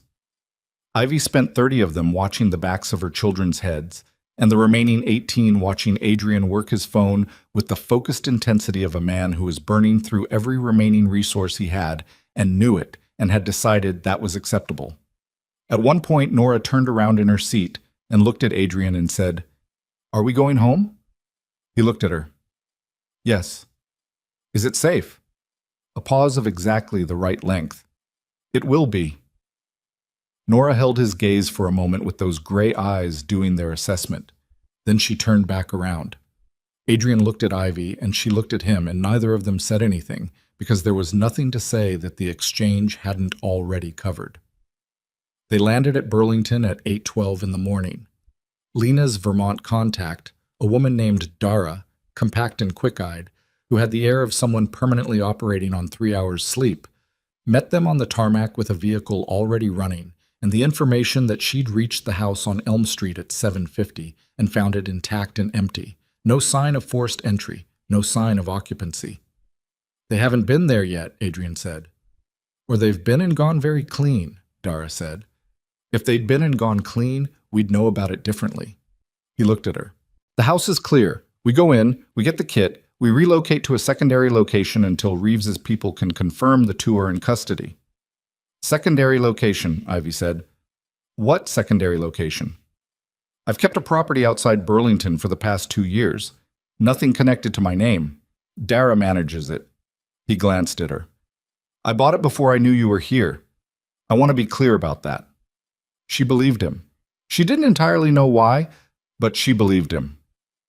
Elm Street was quiet at 8:20 on a Wednesday morning. The maple tree in the front yard had dropped most of its remaining leaves overnight, and they were thick on the ground, dark with dew.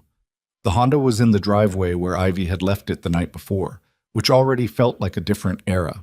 The house looked the same as it always looked. Small, well-kept, the front step with the soft board she'd never reported, the window boxes she'd planted with something that had died in September and she hadn't gotten around to replacing. Dara went in first. 30 seconds. Then, "Clear." Ivy went directly to the kitchen. The white box was on the counter exactly where she'd left it, between the dish rack and the fruit bowl, still sealed.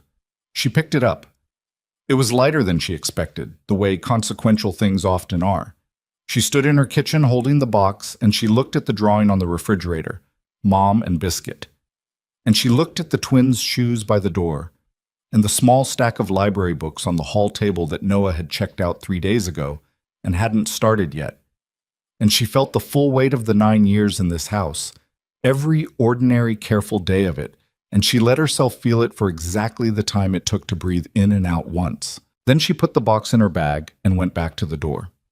Adrian was in the front room. He was standing at the window looking at the street with the particular stillness that she now understood meant he was tracking something. "What?" she said. "Car," he said. "End of the street, parked facing the house." She looked. Dark vehicle. Not the sedan from yesterday. Different make, same intention. "Dara," Adrian said. "I see it," Dara said from the hallway. "Can you make the plate from here?" "Working on it." A pause. Then, "Vermont rental. Paid for in cash at Burlington Airport." Another pause. 6 hours ago. 6 hours. Midway to Burlington flight time plus ground transit. The math was exact. "They're here," Ivy said. "Yes." Adrian looked at her. "The children stay in the vehicle with Lena. Dara takes the east approach. I'm not staying in the vehicle, Ivy said. Ivy, my house, she said. My street. My children. She looked at him with the full weight of 9 years of doing this alone in her face. Tell me where you need me. He looked at her for a long moment. Something moved through his face that she didn't have a name for yet. Something that had nothing to do with the tactical situation and everything to do with the specific way she'd just said my children and meant ours. East side, he said. There's a gate to the backyard. If they move out of the vehicle and try to approach the back of the house, I know my own yard. Then you know the gate sticks on the left side. Lift and push, she said. Yes. She went. The back of the house in the early morning light was exactly as familiar as it always was. The small yard, the garden bed she'd put in 4 summers ago, the shed where she kept the lawnmower and the twins' bikes, and a toolbox she'd built up tool by tool over 8 years.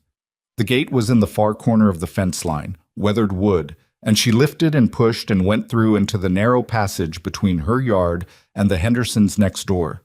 She heard the car door. One, then a second. They'd gotten out. She pressed her back against the fence and controlled her breathing and listened. Footsteps on the sidewalk, moving toward the house, not running, the deliberate pace of people who believed they had the element of surprise and were conserving it. She heard Adrian's voice from the front, loud, clear, the kind of deliberate loudness that was a signal rather than a mistake. Burlington PD is 90 seconds out. I'd recommend you think carefully about the next 30. A pause. Then running. Not toward, away. Back to the vehicle. Ivy came around the side of the house in time to see the dark rental accelerating east on Elm Street, and Dara already had her phone up, and Adrian was standing on the front step with his phone in one hand and his eyes on the retreating car. Are they actually coming? Ivy said. Burlington PD. They are now, Dara said, already talking to someone on her phone. Reeves flagged them as flight risks 20 minutes ago. There'll be a stop on Route 2 before they make the highway. Ivy stood on the front walk of her house in the thin October morning and watched the empty street and felt her heartbeat slowly, incrementally, begin to return to something that wasn't an alarm. Adrian came to stand beside her. Not close, just beside. It's almost done, he said. Almost, she said. His phone buzzed. He looked at the screen. She watched his face do the thing, the stillness, the calculation, and then he looked up and held the phone so she could see the screen. It was a message from Reeves. Marcus out of surgery, conscious, asking to speak to Cross directly before federal processing. Says he has information about the document, the genetic screening. Says the specialist he arranged was working from falsified base data. His words, Adrian needs to know what I did to that report before he reads the results of anything else. Your call. Ivy read it twice. She looked at Adrian. His face was doing something she'd never seen on it before. Not the stillness, not the controlled burn, something rawer than both of those. Something that was almost but not quite the expression of a man who has been carrying a question for 11 years and has just been told the answer exists and is in a hospital room 40 minutes away. Do you want to go? She said. He was quiet for a moment that had real weight to it. No, he said. I want to run the test. With you. With them. He looked at her. Whatever Marcus says about what he did to a document 11 years ago, it doesn't change what I know, but I want the paper. I want them to have the paper. She looked at him for a long time. Then she reached into her bag and took out the white box and held it out. He took it, looked at it.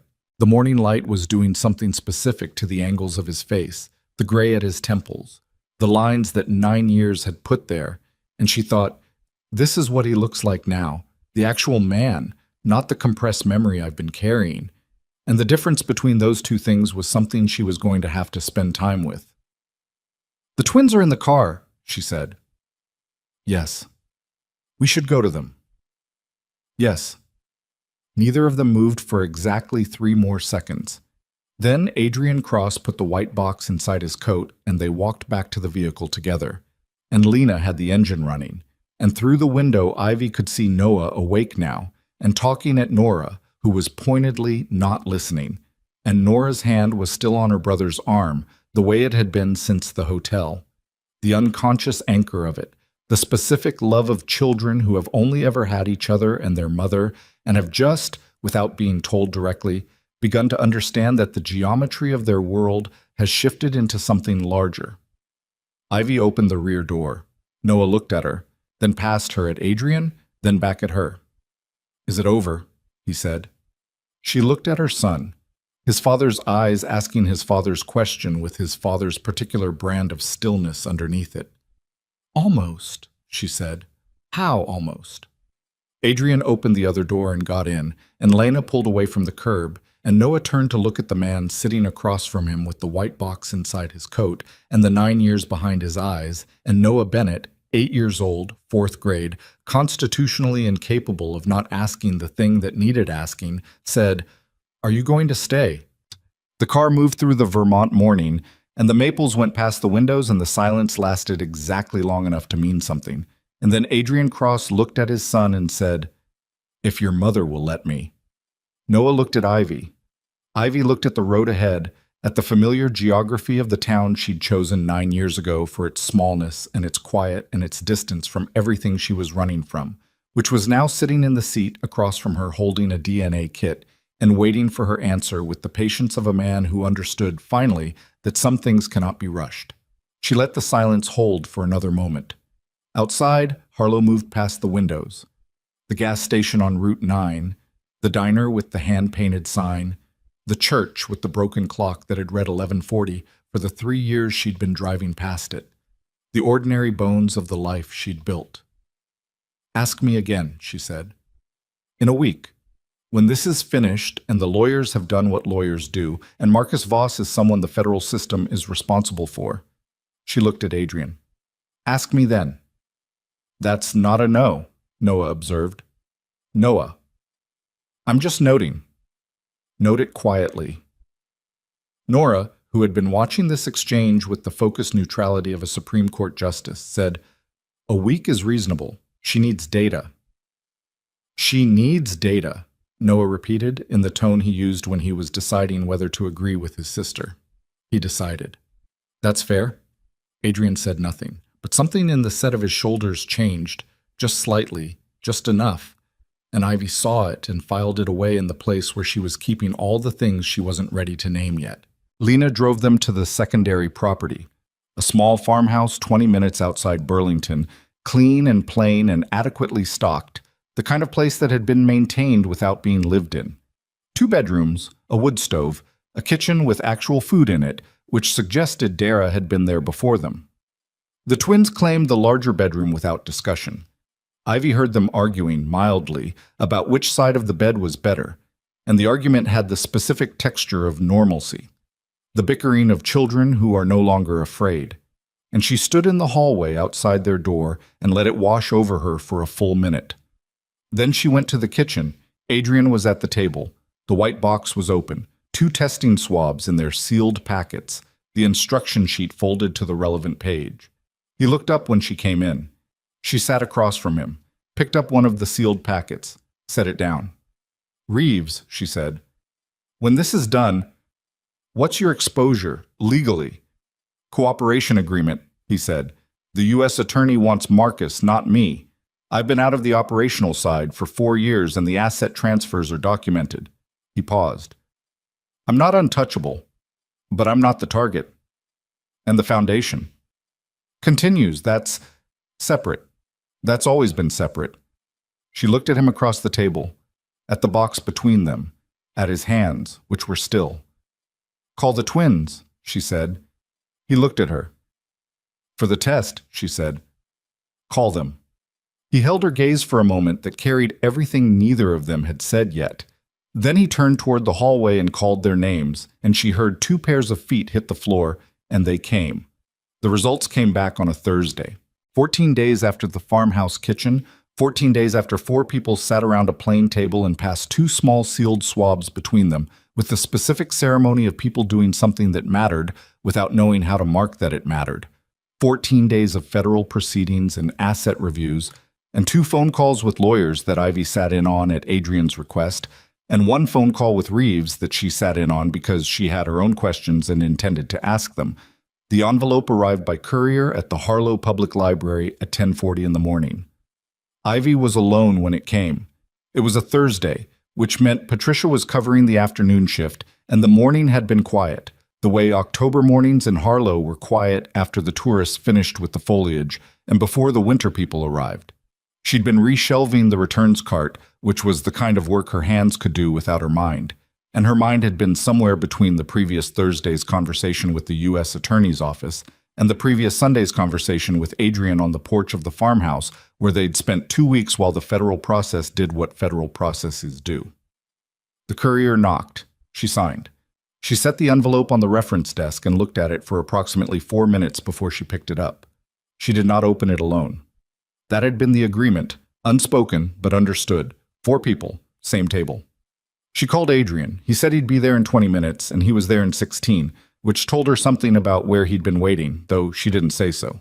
He came in through the front door in the gray coat, no driver, no Gareth, just himself, which had become the version of him she was getting used to, the one that arrived without infrastructure.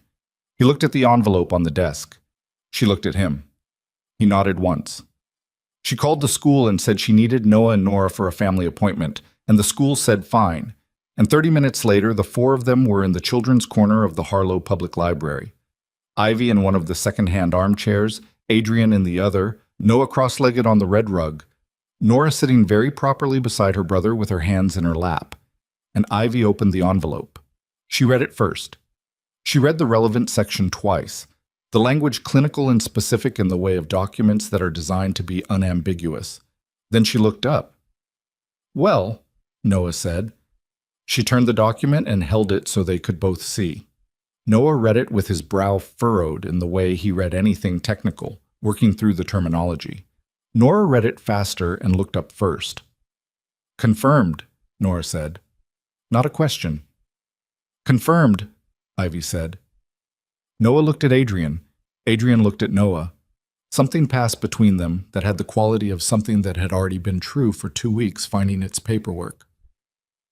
"Does this change anything?" Noah said to Adrian directly. "No," Adrian said. "Then why did we need it?" "Because you deserve something real to hold," Adrian said. "Something that isn't just someone's word." Noah considered this with the seriousness he brought to things that were going to matter to him for a long time. "Okay," he said. He looked at the document once more. Then he looked at the shelves around them, the yellow walls, the books in their rows, the afternoon light coming through the Maple Grove window. "Can we go to Mrs. Pollard's after? I want to see Biscuit." Ivy looked at him. Her son, 8 years old and already on the other side of the most frightening week of his life, and filing it away in the drawer marked handled with the efficiency of someone who had decided, at some point during a night in a steel mill, that the past was a place you visited and not a place you lived. She didn't know whether to be relieved or unnerved by that. She decided, not for the first time and certainly not for the last, that she would simply watch him and trust that he knew something she didn't yet about how to move forward. "Yes," she said. After. The federal case against Marcus Voss was formally filed 11 days later. Ivy read about it not in a newspaper but in a document that Reeves sent her directly. A courtesy, he said, and she accepted it as one. The charges were extensive: racketeering, conspiracy, extortion, obstruction. A separate filing addressed the falsification of medical records, which had required the testimony of the specialist Marcus had retained 11 years ago, a man who had apparently been waiting for someone to ask him the right question for a decade and had answered it with the comprehensive relief of a person finally putting down something heavy. The specialist's testimony established clearly and on record that the genetic screening report had been altered. The base data fed into the panel had been manipulated prior to processing. The flagged marker, the one that had been described to Adrian as potentially affecting biological paternity outcomes, had been fabricated. It did not exist in the original sample. Marcus had paid for a finding he wanted and received it and filed it away for 11 years as insurance against a future he was already preparing for. Ivy read that section of the document twice. Then she set it down on the kitchen table of the farmhouse. They were still there, a practical decision about proximity to Burlington and the ongoing federal process. And she sat with the specific quality of rage that comes not from surprise but from confirmation. She'd known, in the way you know things that you can't prove, that Marcus had reached into the most private architecture of Adrian's life and rearranged it to serve his own position. Knowing it proven was different. It sat differently in the chest. Adrian came in from outside. He'd been on the porch, where he'd taken to spending the early mornings with coffee and whatever calls the West Coast required. And he looked at her face and then at the document, and he sat down across from her and read the relevant section without being directed to it. He was quiet for a long time. "He was afraid of you," Ivy said. "From the beginning, not of what you were, of what you were becoming." "I know." "He didn't falsify the record to hurt you. He did it to have a weapon, something he could use the moment you became someone he couldn't control through loyalty." "I know that too." "Does it make it worse or better?" Adrian looked at the table surface. "Neither," he said. "It makes it accurate." He looked up. "Marcus understood what mattered to me before I did. The legitimate work, the foundation. I told myself it was strategy, portfolio diversification. He knew it was something else before I admitted it to myself." He paused. He saw me changing, and he started building the cage before I noticed I was walking toward one.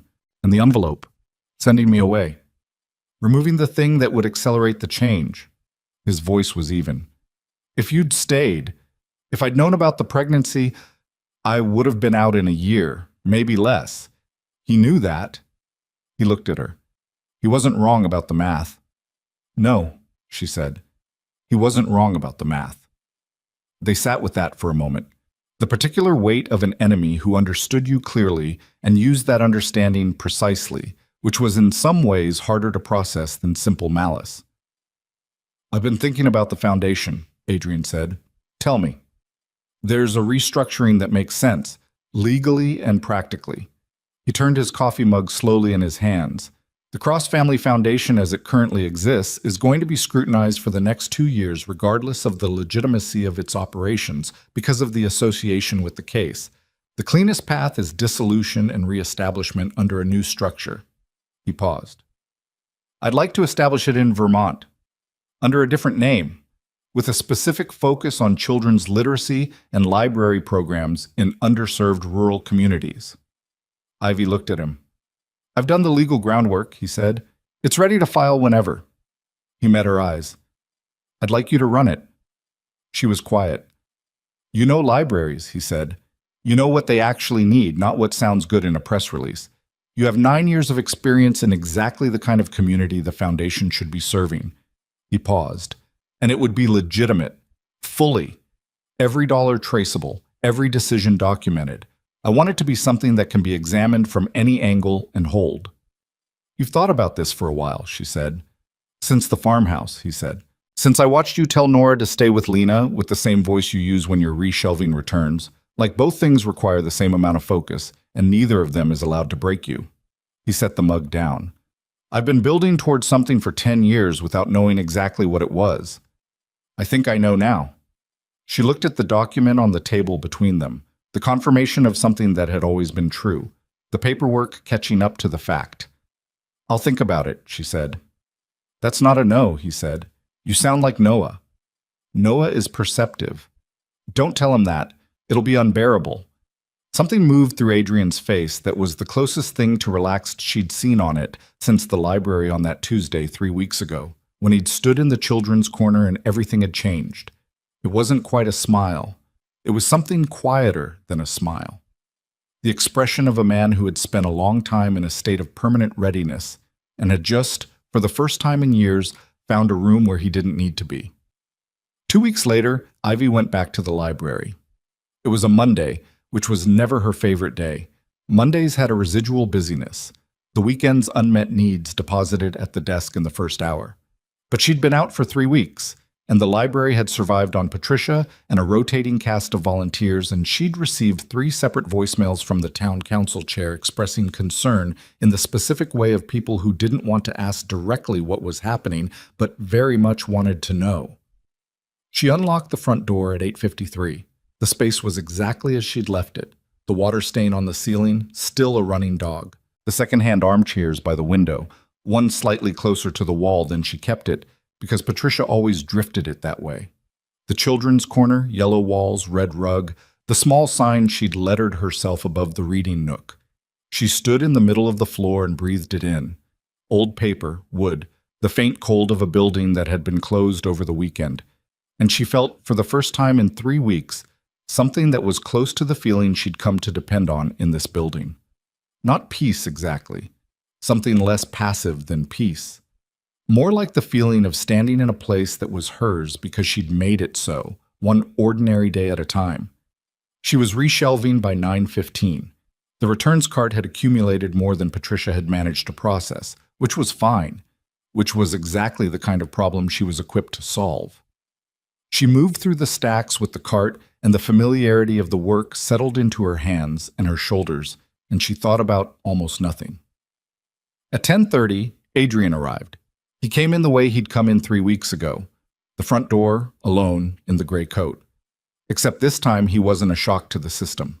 He was just a man coming in from the October cold, and she looked up from the cart and he looked across the room at her, and there was a moment that had the quality of all the moments that had come before it compressed into a single breath. The filing went through, he said. This morning. The new foundation is registered. He reached into his coat and produced a single sheet of paper, folded once, and crossed the room and held it out. She took it, unfolded it. The foundation's name was at the top, the Bennett Cross Children's Literacy Foundation. Below it, the registered address, Harlow, Vermont. Below that, a list of initial board members and officers. Her name was listed second, under Adrian's, with the title Executive Director. You put my name first in the title, she said. Alphabetical, he said. It's not alphabetical. Cross comes before Bennett. I took some liberties with the alphabet. She looked at the document, at her name on it, next to his, in a form that was going to be filed with the state of Vermont and exist in public record. She thought about what it meant to put your name on something. The specific courage of that, after 9 years of building a life around namelessness. I haven't said yes, she said. You're still holding the document. I'm reading it. You've read it twice. She looked up at him. He was standing with his hands in his coat pockets and his face doing the thing she'd come to recognize as his version of waiting. Not passive, never passive, but contained, giving her the space without pretending he didn't care how she used it. The twins need stability, she said. School, routine, the same streets. Whatever else changes, that doesn't. Vermont, he said. I'm not asking anyone to move. And you'd be based here. I have an apartment in Burlington I've been quietly maintaining for 2 years. It needs furniture. You've been in Vermont for 2 years. I've had a presence in Vermont for 2 years, he said carefully. I didn't know you were here. I want to be clear about that. I believe you. Do you? Yes, she said, and she did. She turned it over enough times and enough sleepless hours at the farmhouse to have arrived at the place where she knew the difference between what she could verify and what she simply knew, and this was the latter. He hadn't been looking for her. He'd been building towards something the same way she'd been building towards something, and they'd ended up in the same small state the way people end up in the same room when they're both moving toward the same door from different sides. She folded the document and held it. Noah asked me yesterday, she said, whether families could be built in the wrong order. Adrian was quiet. I told him I didn't know what the right order was, she said. He said he thought the right order was whatever order the people in it could live with. She looked at Adrian. He's 8. He's more than 8, Adrian said. Don't tell him that either. We'll never hear the end of it. He looked at her. Something in his face settled into something she didn't have a word for yet. Not happiness, something older and more durable than happiness, the expression of a man who has looked at the full accounting of what things cost and decided the cost was acceptable and is now standing on the other side of that decision. She put the document in her cardigan pocket. The board meets in 3 weeks, she said. I'll need the full financial disclosure before then. Everything. I want to see how the existing assets are structured before I agree to put my name on anything involving them. I'll have Gareth send it by Friday. And I want approval authority on all programming decisions, not advisory, actual authority. Done. And the name. She looked at him. I want to talk about the name. Bennett Cross is, It's a lot to put on a library foundation letterhead. What would you prefer? She thought about the small sign above the reading nook that she'd lettered on a rainy Saturday 3 years ago with Noah handing her paintbrush caps. Something about the stories, she said, something that puts the books first. You pick it, he said. It's your foundation. It's our foundation, she said. The first time she'd used that word deliberately, cleanly, without flinching. She heard it in the air between them, and she let it stay there. He looked at her for a moment. Then he looked at the children's corner, the yellow walls, the red rug, the sign. He read the sign with the focused attention he brought to everything, and she watched him read it, and she thought about the first time he'd stood in this spot 3 weeks ago and looked at it without knowing she was behind him, and she thought about how much had moved since then, how much had been uncovered and examined and paid for, and she thought, this is what it looks like when something that was broken for a long time starts being something else. Not fixed, not restored, something new that has the old thing's shape but different weight. Every story starts with someone brave enough to turn the page, he said, reading it aloud, quietly. I made that sign, she said. I know. 3 years ago, Noah helped. Did he paint it? He handed me caps and asked me if monsters were always bad. Adrian was quiet for a moment. What did you tell him? I told him no. What did he say? He said he thought so. She looked at the sign. He was satisfied with that. He went back to whatever he was doing. Adrian looked at the sign for another moment. Then he looked at her. I need to ask you something. All right. The week I asked you to give me, to think about whether I could stay. He paused. It's been 3 weeks. She looked at him steadily, at the gray coat and the gray at his temples and the face that had more lines than the face she'd carried in memory for 9 years, and that she found consistently easier to look at than she'd expected. At the man who had arrived in her library with books and changed the entire weight distribution of her life in the space of one Tuesday morning. She thought about what it meant to trust someone, not to be certain about them. Certainty was for documents and DNA panels and registered filings. Trust was different. Trust was what you did with what remained after you'd been honest about everything that could go wrong. The softboard on the front step, she said. He looked at her. It needs to be fixed, she said. It's been soft for 2 years, and I keep not reporting it because I'm afraid if someone comes to look at it, they'll notice other things. She held his gaze. You could fix it, if you're going to be here. He was quiet for a moment. I can fix a step. I know, she said. Outside the library window, the maples had gone fully bare, their branches clean against the white October sky, and the light that came through the glass was the particular thin light of late autumn in Vermont, honest and cold and without flattery. It lit the old wood floor and the spines of the books in their rows, and the yellow wall of the children's corner, and the faces of 2 people who had spent 9 years becoming who they were without each other and were now standing in the same room deciding what came next. Ivy Bennett put her hand in her pocket and felt the folded document and the small hard edge of it, the shape of something real. Close the door on your way in, she said. It's cold. Adrian Cross stepped fully inside the Harlow Public Library and let the door fall shut behind him, and the latch caught, and the room was warm, and outside the bare maples stood in the thin morning light.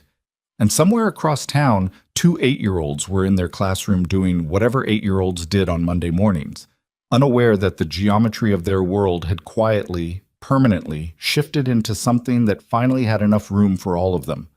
The sign above the reading nook said what it had always said. It was enough.